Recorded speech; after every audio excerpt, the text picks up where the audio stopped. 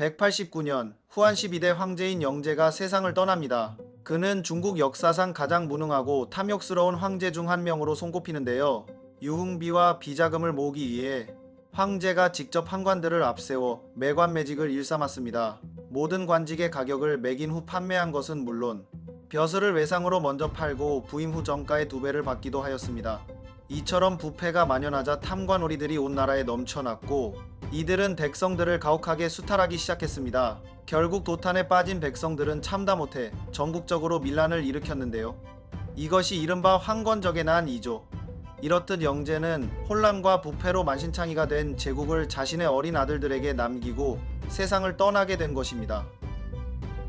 영제의 아들 중 형인 유변이 새 황제로 즉위하고 그의 외삼촌 하진이 대장군이 되어 권력을 쥡니다.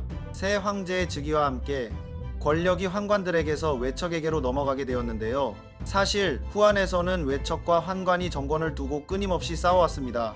영제까지 12명의 황제 중 9명이 20살이 되기 전에 즉위했을 정도로 어린 황제로 인한 정치적 불안이 계속되어 왔기 때문이죠. 심지어 태어난 지 100일 만에 황제가 된 사례도 있었습니다.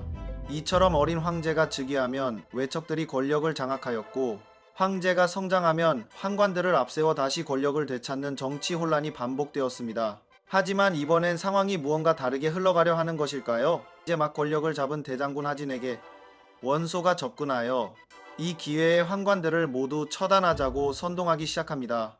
원소는 왜 환관들을 모두 죽이자고 했을까요? 그 이유를 알아보기 위해 먼저 원소가 누구인지 살펴보겠습니다. 원소의 가문은 고조부부터 사대가 내리삼공의 벼슬을 지낸 명문가였습니다. 후한 말기 원소는 지배계급의 중심에 서 있던 인물이라고 할 수 있는데요. 여기서 잠깐 중국의 지배계급에 대하여 알아볼까요? 이 시기 중국의 지배계급으로 부상한 원소 같은 이들을 사족이라고 부릅니다. 예전의 지배계급인 귀족들은 자기를 세습하면서 권력을 유지했으며 훗날 지배계급이 되는 사대부들은 과거시험을 통해 정권에 진입하였는데요.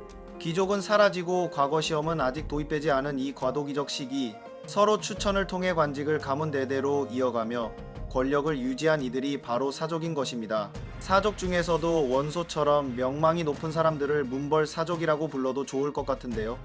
이들은 환관 따위가 권력을 장악하고 자신들의 목 이어야 할 관직을 돈을 받고 팔아먹는 행위를 용납할 수 없었을 것입니다. 물론 원소는 외척으로 벼락 출세한 하진 또한 속으로는 무시했겠죠? 하지만 그는 일단 하진을 이용해 환관 먼저 모두 없애버리려 한 것입니다. 하진은 원소의 설득에도 망설입니다. 그런데 하진이 미적거리는 동안 환관들이 선수를 쳐 하진이 함정에 빠집니다.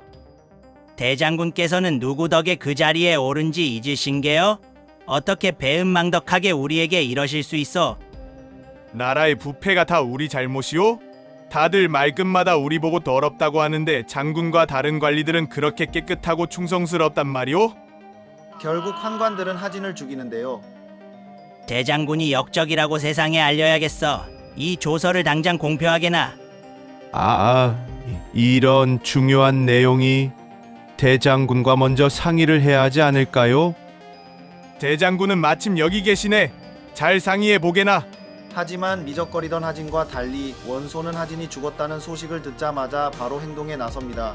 결국 원소, 원술, 하진의 잔당들이 군사들을 앞세워 궁궐까지 쳐들어가는데요. 수여 만난 남자는 모두 환관이다 라며 이들이 학살을 벌여 2,000명이 넘는 사람들이 죽게 됩니다. 수여 만난 젊은 관리들이 바지를 벗고 스스로를 증명하여 간신히 목숨을 건지는 웃지 못할 일들까지 벌어지는데요. 난데없는 유혈사태의 황제 유변과 동생 진류왕 유엽은 궁궐을 벗어나 도망치게 됩니다. 이로써 후한 내내 권력을 두고 싸웠던 외척과 환관 세력이 한꺼번에 몰락하고 맙니다. 이제 드디어 문벌 사족들이 외척과 환관들을 제치고 그들의 소망대로 권력을 차지하나 했는데 문제가 생깁니다.